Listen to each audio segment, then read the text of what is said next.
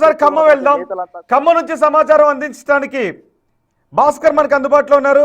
భాస్కర్, కవిత కొత్త పార్టీ ప్రకటన తర్వాత ఖమ్మం నుంచి వస్తున్న రియాక్షన్స్ ఏంటి, మీకు ఏమనిపిస్తుంది? ఎస్ రోహిత్, ఇప్పటికే ఖమ్మం అంటే ఒకవైపున కల్వకుంట్ల కవిత తమ పార్టీని ఏర్పాటు చేసిన తర్వాత మొత్తానికైతే ఖమ్మం నుంచి కూడా చాలా వరకు కూడా ముఖ్యమైన నేతలు కూడా చాలా లైట్ తీసుకుంటున్న నేపథ్యం అయితే ఉంది. ఒకవైపున కాసేపటి క్రితమే ప్రజా దర్బార్ నిర్మించిన రెవెన్యూ శాఖ మంత్రి పొంగులేటి శ్రీనివాసరెడ్డితో మాట్లాడిన సమయంలో సైతం కూడా చాలా లైట్ తీసుకున్నారు. అనేక మంది పార్టీలు పెట్టుకోవచ్చు కానీ దాని మనుగడ సాధించలేదంటూ కూడా చెప్తున్న నేపథ్యం అయితే ఉంది. కానీ వ్యక్తులకు ఇష్టం, వాళ్ళు ఇష్టం స్థాయిలో వాళ్ళు ఇష్టం రీతిగా వ్యవహరించుకోవచ్చు, ఎవరైనా పార్టీ పెట్టుకోవచ్చు. కానీ ఒక పార్టీ నడపాలి అనంటే దానికి చాలా త్యాగం కావాలి, ఓపికతో పాటుగా క్యాడర్ కావాలి, క్యాడర్తో పాటుగా ఆర్థికపరమైనటువంటి అంశాలు సైతం కూడా ముడిపడి ఉంటుంది అంటూ కూడా చెప్తున్న నేపథ్యం అయితే ఉంది. ఒకవైపున జిల్లాలో చాలా వరకు ప్రముఖులు కావచ్చు, రాజకీయ నేతలు కావచ్చు, రాజకీయ పండితులు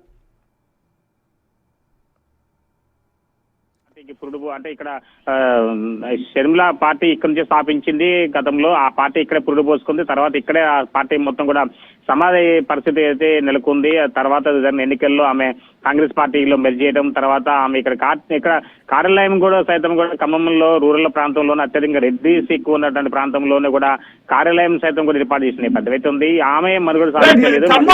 ఖమ్మం నుంచి సభ్యత్వాల నమోదు కానీ చేరికలు కానీ ఎలా ఉండే అవకాశం ఉంటుంది?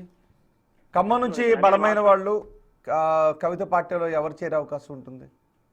అయితే ఇప్పటి వరకు అయితే ఎలాంటి అంటే ఆమె పార్టీకి సంబంధించి చాలా వరకు కూడా చర్చ కూడా చాలా తక్కువనే ఉంది. ఒకవైపున ఖమ్మం జిల్లా అంటేనే కాంగ్రెస్ పార్టీకి కంచుకోట. అలాంటి ప్రాంతంలో జరిగిన 3 పర్యాల ఎన్నికలు సైతం కూడా బీఆర్ఎస్ పార్టీకి కేవలం ఒక్కొక్క సీటు మాత్రమే దక్కింది. ఒక బీజేపీ సైతం కూడా 3-4 పర్యాల నుంచి కూడా తమ ప్రాబల్యం పెంచుకోలేందుకు ఎదుల ప్రయత్నం చేస్తున్నా సరే అది ఏమాత్రం సక్సెస్ కాని పరిస్థితి నెలకొంది.